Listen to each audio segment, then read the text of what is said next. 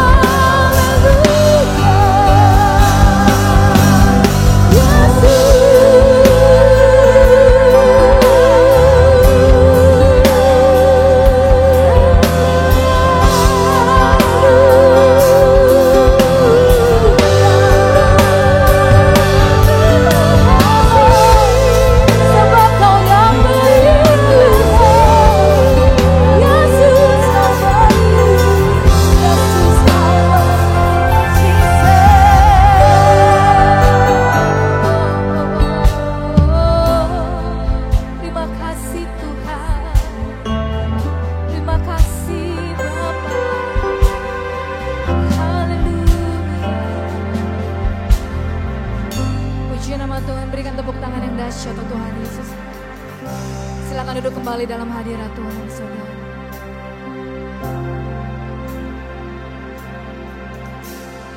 Tuhanku rindu masuk dalam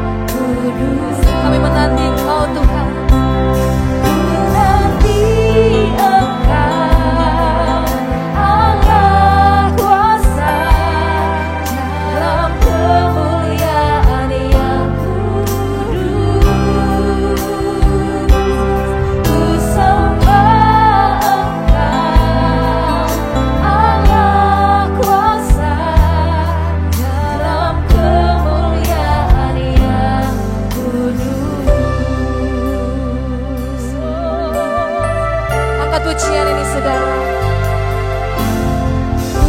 Tuhanku, sangat rindu Tuhan Yesus. Hanya hadirat-Mu jiwa, sebab ada pemulihan dalam hadirat-Mu. Bawaku mendekat, Kau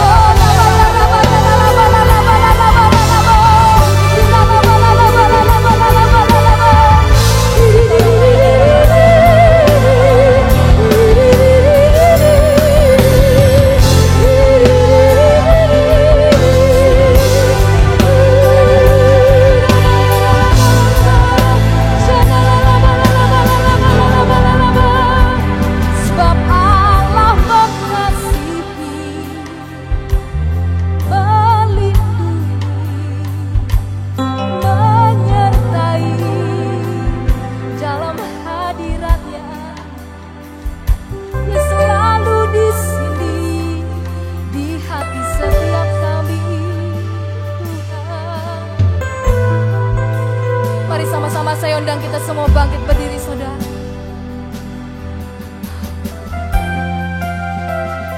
Terima kasih Tuhan. Mari katakan, ku nanti Engkau Allah kuasa dalam kemuliaan yang kudus. Ku sembah Allah kuasa dalam kemuliaan. Saya mengajak kita, mari angkat kedua tangan kita. Engkau yang menantikan Tuhan hari ini. Ku nanti hanya Engkau Tuhan.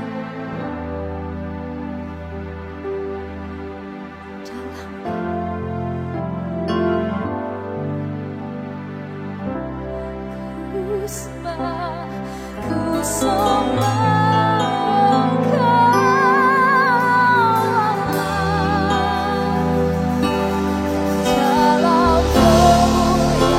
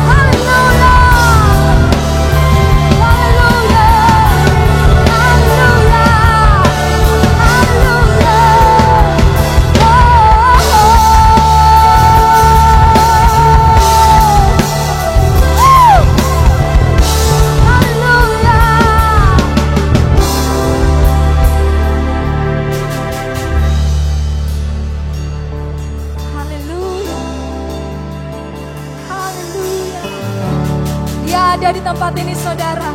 Engkau yang membuka hatimu siang hari ini. Baik saudara yang tempat ini dan di rumah, rasakan Ia akan menjamamu, rasakan Ia melawanmu. Jesus, Jesus, Jesus.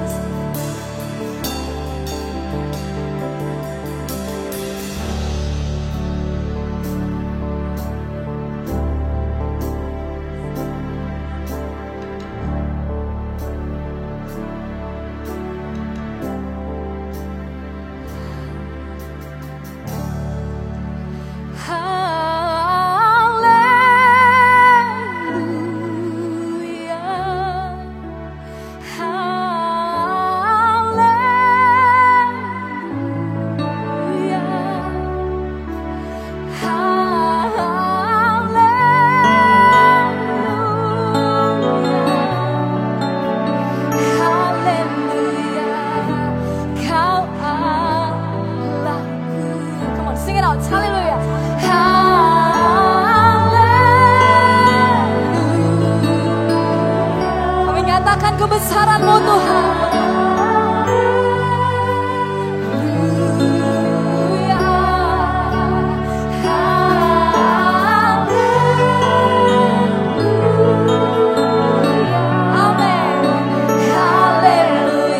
Saya mau mengajak kita sama-sama, mari tepuk tangan yang meriah untuk Tuhan Allah kita. Sing haleluya.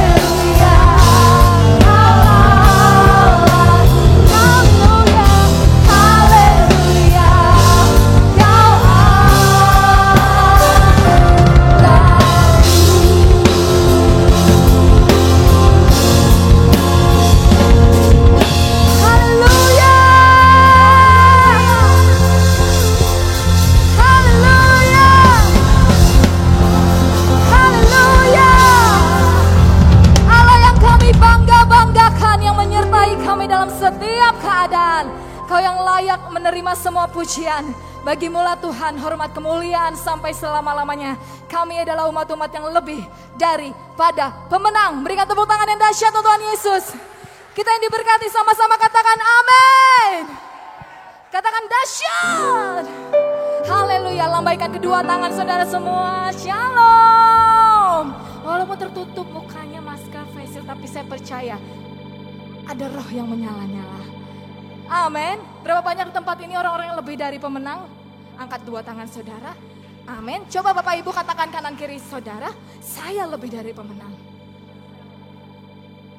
Yang lebih dari pemenang, sorakan tepuk tangan yang dahsyat untuk Tuhan Yesus. Haleluya.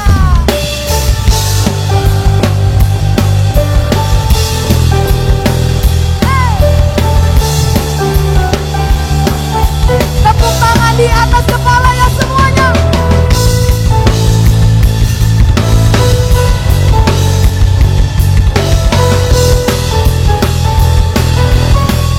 Mari sama-sama saudara katakan,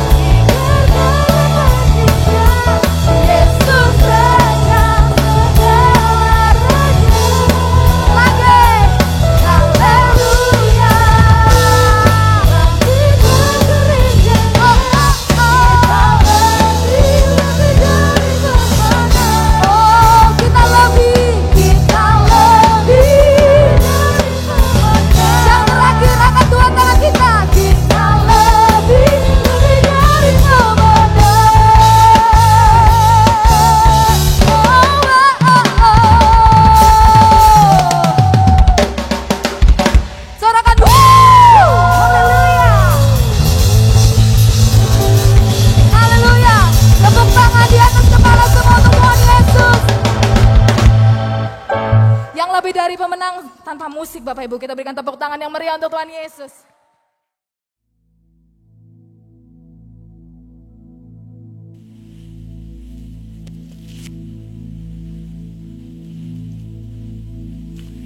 Shalom semuanya.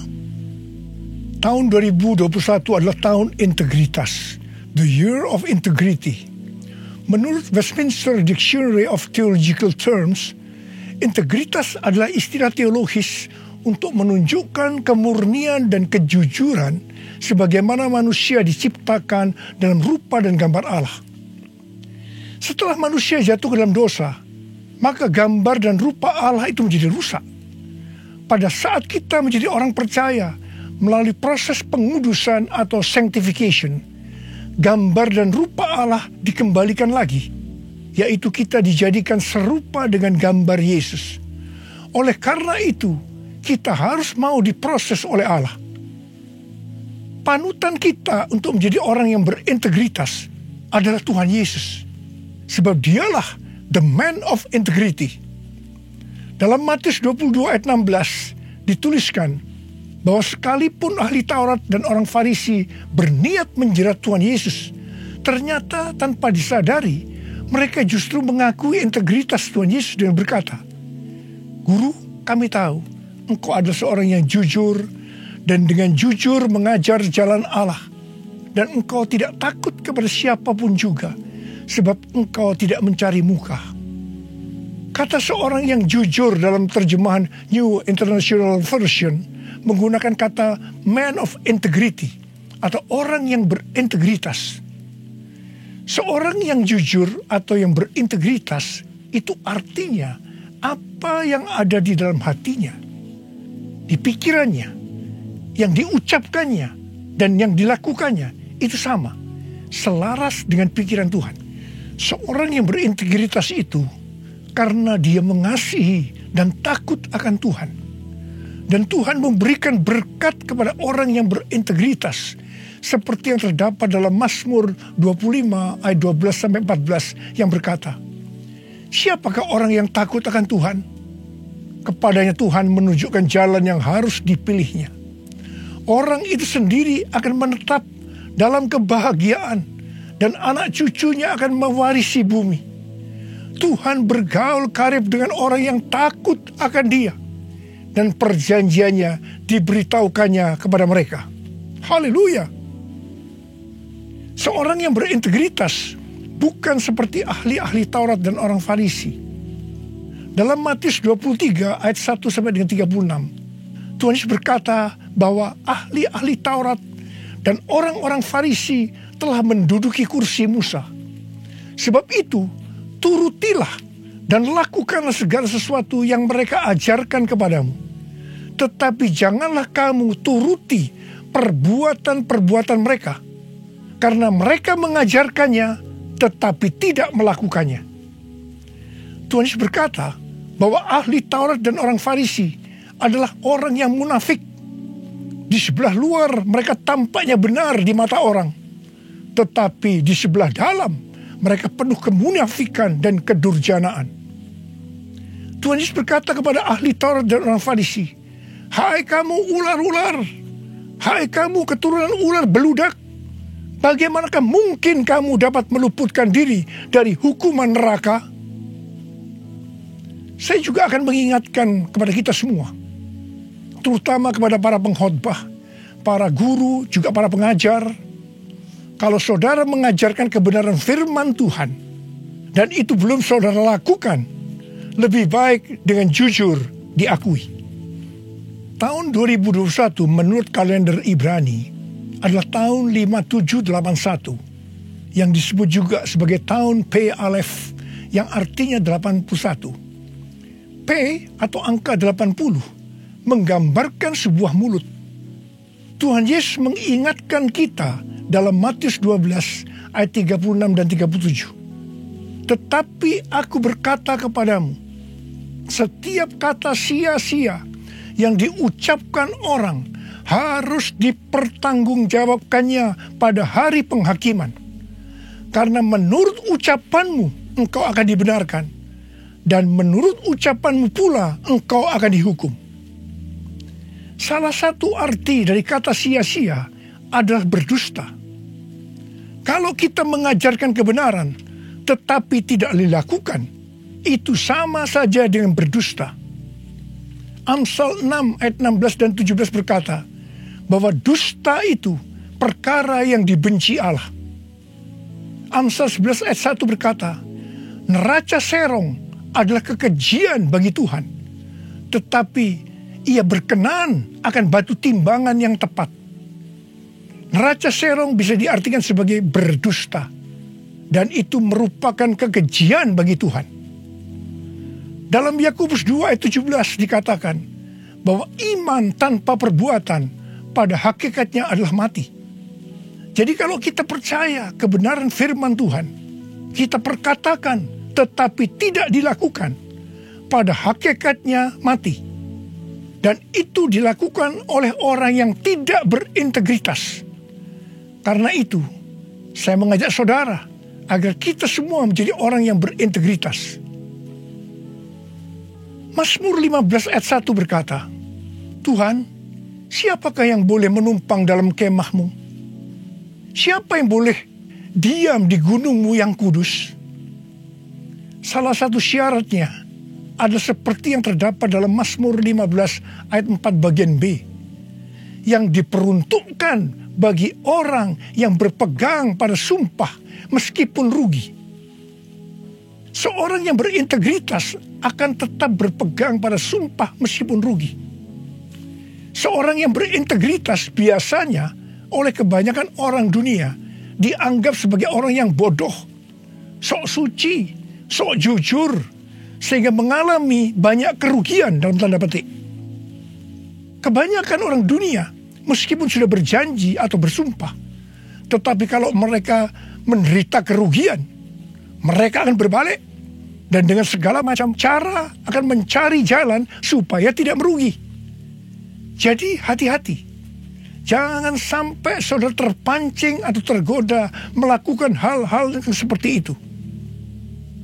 Seorang yang berintegritas akan melakukan seperti yang Daud lakukan dalam Mazmur 26 ayat 1 sampai dengan 3 yang berkata, berilah keadilan kepadaku ya Tuhan, sebab aku telah hidup dalam ketulusan kepada Tuhan. Aku percaya dengan tidak ragu-ragu. Ujilah aku ya Tuhan, dan cobalah aku. Selidikilah batinku dan hatiku, sebab mataku tertuju kepada kasih setiamu, dan aku hidup dalam kebenaranmu. Daud bukan orang yang sempurna secara moral, tetapi Alkitab mencatat bahwa kehidupannya mencontohkan karakter yang dewasa, tulus dan jujur di hadapan Tuhan. Jadi Daud adalah orang yang berintegritas. Daud berani berkata kepada Tuhan, ujilah aku ya Tuhan, dan cobalah aku. Selidikilah batinku dan hatiku, sebab mataku tertuju pada kasih setiamu, dan aku hidup dalam kebenaranmu. Saya teringat di awal pelayanan saya, Tuhan memberikan kepada saya sebuah lagu tentang ujilah aku. Ujilah aku Tuhan, cobalah aku Tuhan, selidiki batinku dan hatiku, mataku tertuju padamu. Aku cinta padamu Tuhan, aku rindu hadirat-Mu Tuhan, aku ingin selalu dekat padamu, menikmati kehadiran-Mu. Menyanyi Hosana bagi Rajaku yang duduk di tahta.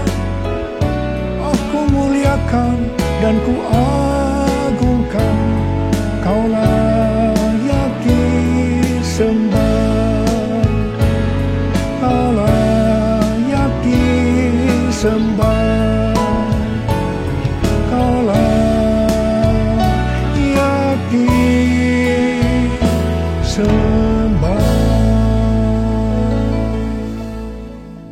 waktu saya mulai menyanyikan lagu ini dan CD-nya mulai beredar, saya menuai banyak kritik dari hamba-hamba Tuhan yang menjadi senior saya. Mereka berkata, kok berani-beraninya Niko menyanyi lagu seperti ini? Saya berkata, bukankah ini ada di Alkitab yang dinyanyikan oleh Daud?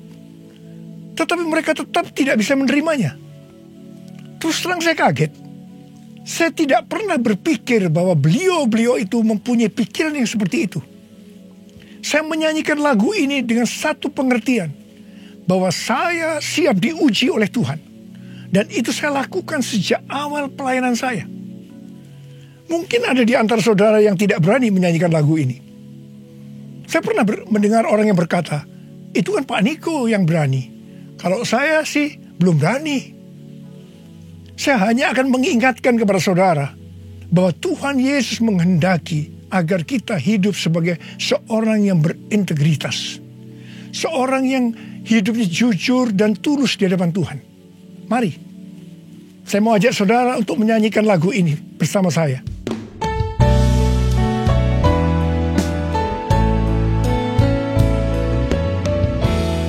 Ujilah aku Tuhan, cobalah aku Tuhan, selidiki batinku dan hatiku,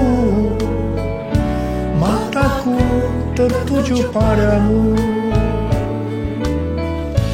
Aku cinta padamu Tuhan, aku rindu hadirat-Mu Tuhan, aku ingin selalu dekat padamu, menikmati kehadiran-Mu. Menyanyi Hosana bagi Rajaku yang duduk di tahta. Aku muliakan dan ku agungkan, Kau layak disembah, Kau layak disembah, Kau layak disembah.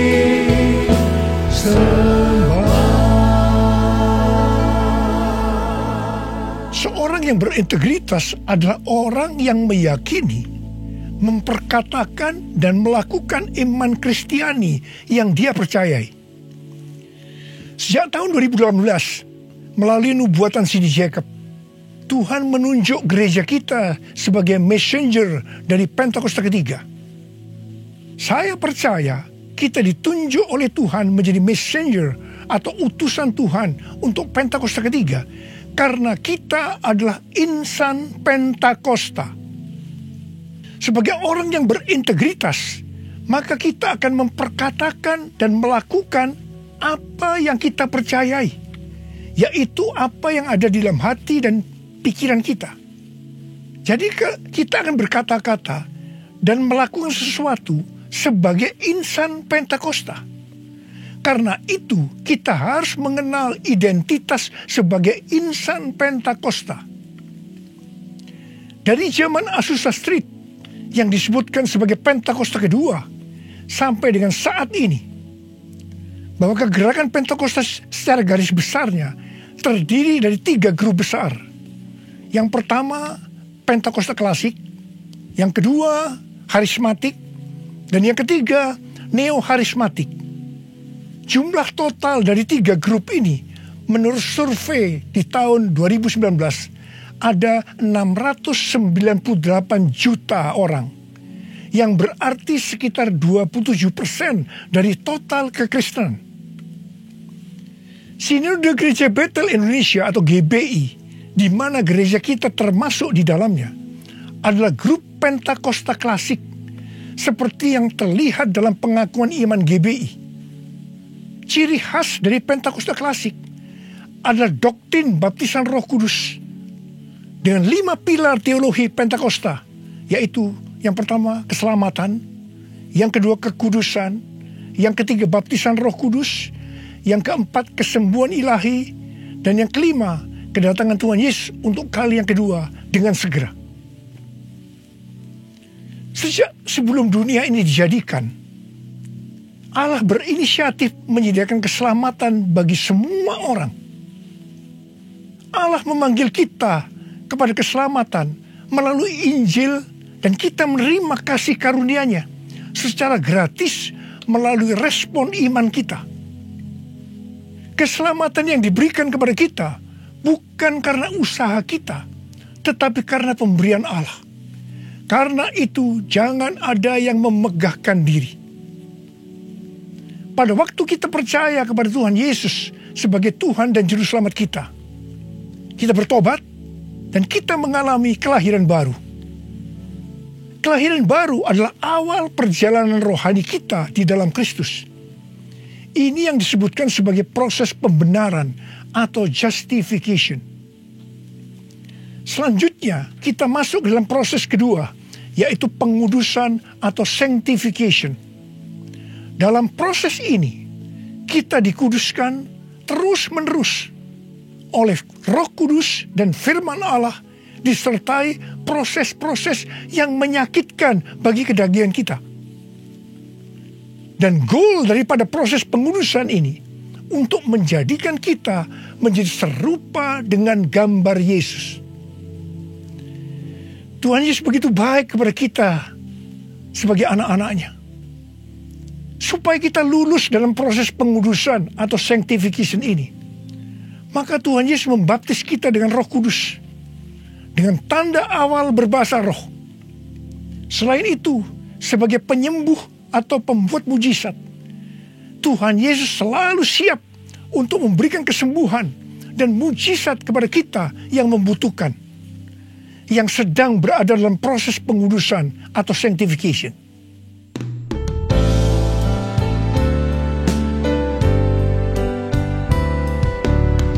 Kaulah Tuhan penyembuhku, Kaulah Tuhan penyembuh. Kau berfirman dan sembuhkanku. Kaulah Tuhan penyembuh. Kaulah Tuhan penyembuhku. Kaulah Tuhan penyembuh. Kau berfirman dan sembuhkanku. Kaulah Tuhan penyembuh. Proses terakhir dari proses keselamatan ini adalah proses glorification atau proses pemuliaan, di mana orang-orang yang menjadi serupa dengan gambar Yesus yang akan ikut dalam pengangkatan pada waktu Tuhan Yesus datang yang kedua kalinya di awan-awan. Kita percaya kedatangan Tuhan Yesus secara tiba-tiba dan dengan segera. Kita diingatkan melalui Filipi 2 ayat 12 dan 13. Yang pada prinsipnya berkata, kerjakanlah keselamatanmu dengan takut dan gentar, karena Allah lah yang mengerjakan di dalam kamu, baik kemauan maupun pekerjaan menurut kerelaannya. Baptisan Roh Kudus adalah bagian yang paling penting dari 5 pilar teologi Pentakosta, yang sekaligus menjadi bagian sentral dari seluruh pengajaran insan Pentakosta. Kita percaya bahwa setiap orang percaya yang telah disucikan hatinya dapat mengalami baptisan Roh Kudus dengan tanda awal berbahasa roh. Tujuan dari baptisan Roh Kudus ini adalah agar pengurapan di dalam pelayanan lebih maksimal. Karena baptisan Roh Kudus ini memiliki 2 fungsi, yaitu supaya kita lebih intim dengan Tuhan Yesus dan akan memberikan kuasa untuk menyelesaikan amanat agung.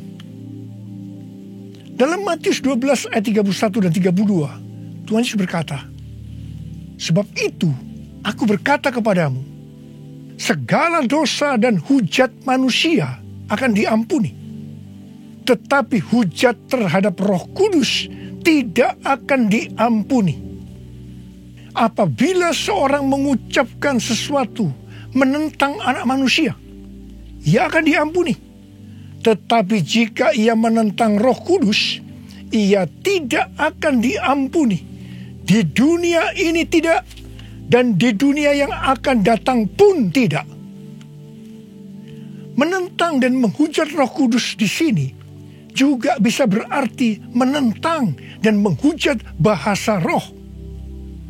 Jadi kalau ada yang tidak percaya dengan bahasa roh, jangan menghujat, jangan menentang. Lebih baik banyak berdoa. Sekarang ada orang yang membuat bahasa roh sebagai bahan lelucon supaya orang tertawa. Saya hanya akan mengingatkan kepada saudara yang melakukan seperti ini, supaya saudara bertobat dan minta ampun kepada Tuhan. Roh Kudus yang dicurahkan di kamar loteng Yerusalem 2000 tahun yang lalu, itu adalah untuk memberikan kuasa untuk melakukan amanat agung. Ini disebutkan sebagai Pentakosta pertama. Pentakosta pertama ini dahsyat, sebab dalam kurun waktu 100 tahun, 70% dari dunia yang dikenal waktu itu, yaitu yang berada di bawah kekaisaran Romawi, menjadi Kristen. Pertanyaannya, apakah amanat agung sudah selesai? Jawabannya, belum. Karena itu pada tahun 1906, kembali Roh Kudus dicurahkan di Azusa Street, yang disebutkan sebagai Pentakosta kedua. Pentakosta kedua ini dahsyat, sebab menurut Gordon Conwell Theological Seminary, bahwa 77,9% dari kekristenan yang ada pada saat ini dimulai dari awal abad 20, yang berarti ini dimulai dari peristiwa pencurahan Roh Kudus di Azusa Street atau Pentakosta kedua. Pertanyaannya, apakah amanat agung sudah selesai? Jawabannya, belum. Karena itu, hari-hari ini, Roh Kudus yang jauh lebih dahsyat dibanding dengan Azusa Street sudah dicurahkan. Dan ini yang disebut dengan Pentakosta ketiga. Dan saya percaya dengan Pentakosta ketiga ini, amanat agung akan selesai dan Tuhan Yesus akan datang kembali. Mari, saudara yang rindu dipakai oleh Tuhan untuk menyelesaikan amanat agung, kita sama-sama berkata kepada Tuhan, curahkan Roh Kudus-Mu ya Tuhan, api Pentakosta ketiga, supaya kami menyelesaikan amanat agung Tuhan Yesus. Maranatha, datanglah segera ya Tuhan. Mari, saudara yang rindu dipakai oleh Tuhan untuk menyelesaikan amanat agung, kita sama-sama berkata kepada Tuhan, curahkan Roh Kudus-Mu ya Tuhan, api Pentakosta ketiga, supaya kami menyelesaikan amanat agung Tuhan Yesus. Maranatha, datanglah segera ya Tuhan Yesus. Curahkanlah kuasa-Mu Tuhan, mujizat terjadi di tempat ini. Curahkanlah kuasa-Mu Tuhan, mujizat terjadi sekarang ini. Biarlah ini menjadi doa kita, saudara. Kita nyanyikan sama-sama. Curahkanlah kuasa-Mu Tuhan, mujizat terjadi di tempat ini. Curahkanlah kuasa-Mu Tuhan, mujizat terjadi sekarang ini. Muriala makana mayara lama yara bara bara bara bara bara bara bara bara bara. Urala bakana mayara bara bara bara bara bara bara bara bara. Curahkan ya Tuhan, curahkan Roh-Mu ya Tuhan, penuhi anak-anak-Mu dengan Roh-Mu, penuhi mereka ya Tuhan, berikan kami kuasa untuk menyelesaikan amanat agung Tuhan Yesus. Terima, terima, terima, terima, terima, terima. Uriala bara bara bara bara bara bara. Uriala bara bara bara bara bara. Tuhan, Engkau lihat anak-anak-Mu yang sudah mengangkat tangan. Kamu percaya Engkau memelihara mereka, Engkau menjaga mereka dalam masa pandemi COVID-19 ini Tuhan. Bapa, hamba berdoa buat mereka, tidak ada seorang pun yang sakit. Hamba berdoa tidak ada yang berkekurangan, semua dicukupkan, malah berkelimpahan dalam hal yang baik. Oh Rama, terimalah berkat Tuhan, terimalah perlindungan Tuhan, terima perlindungan Tuhan, terima berkat Tuhan. Curahkanlah kuasa-Mu Tuhan, mujizat terjadi di tempat ini. Amin. Curahkanlah kuasa-Mu Tuhan, mujizat terjadi sekarang ini. Mujizat terjadi sekarang ini. Mujizat terjadi sekarang ini. Mujizat terjadi sekarang ini.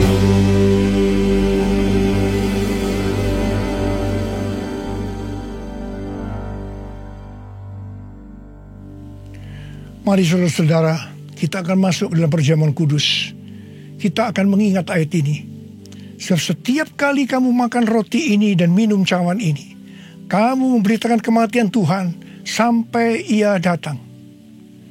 Perjamuan kudus ini adalah perjamuan Tuhan Yesus sendiri. Setiap kali kita masuk dalam perjamuan kudus, Tuhan Yesus selalu berkata, biarlah ini menjadi peringatan akan daku. Karena itu mari, arahkan hati kita kepada kebaikan Tuhan. Kita akan mengingat kebaikan Tuhan. Mari kita tundukkan kepala. Bapa, siapakah kami ini sebelum kami mengenal Engkau? Kami semua orang berdosa. Upah dosa adalah maut, mati. Tapi Engkau tidak berdosa, telah dijadikan dosa oleh karena kami. Engkau harus turun dari surga mulia, menjelma menjadi manusia, untuk mati menggantikan kita semua. Dengan penderitaan yang luar biasa. Betapa baiknya Engkau Tuhan, betapa baiknya Engkau Tuhan. Engkau jadikan kami sebagai anak-anak-Mu. Engkau tuntun, Engkau berkati, Engkau sembuhkan kami. Engkau tegur juga kalau kami salah. Itu Engkau ya Abah, itu Engkau ya Abah.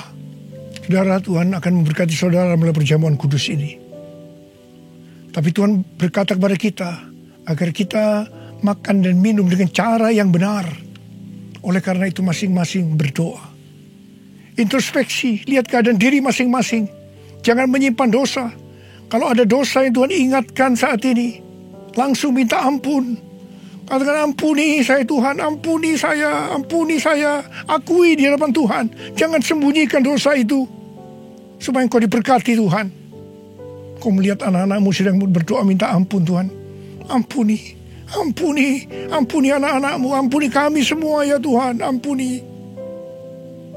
Sekarang ya Tuhan, kami akan masuk dalam perjamuan kudus ini dengan hati yang penuh ucapan syukur.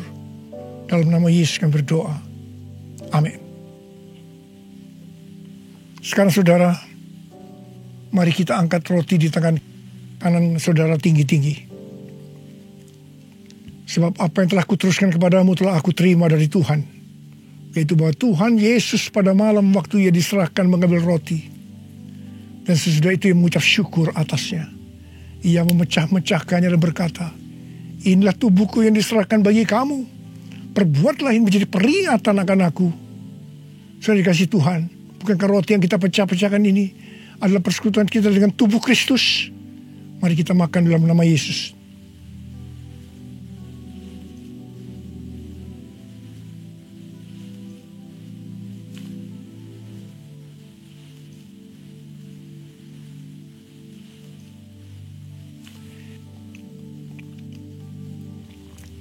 Sekarang angkat cawan di tangan kanan saudara tinggi-tinggi.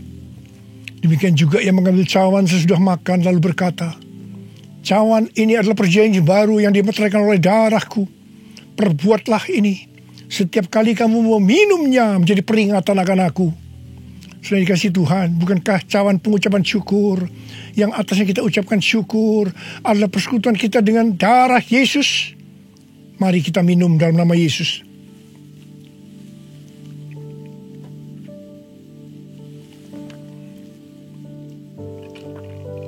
Sekarang ucapkan syukur dan terima kasih dengan suara. Jangan diam. Oh ya Tuhan, terima kasih. Terima kasih ya Tuhan. Terima kasih. Ora la bayara la bashandara gala bayara la bayara. Oh, terima kasih Tuhan, terima kasih ya Tuhan, terima kasih. Oh, terima kasih ya Tuhan. Terima kasih Yesusku, terima kasih Yesusku. Puji syukur hanya bagi Tuhanku. Terima kasih Yesusku, terima kasih Yesusku. Puji syukur hanya bagi Tuhanku. Terima kasih, terima kasih Yesusku, terima kasih Yesusku. Puji syukur hanya bagi Tuhanku. Terima kasih Yesusku, terima kasih Yesusku. Puji syukur hanya bagi Tuhanku. Puji syukur hanya bagi Tuhanku. Puji syukur hanya bagi Tuhanku.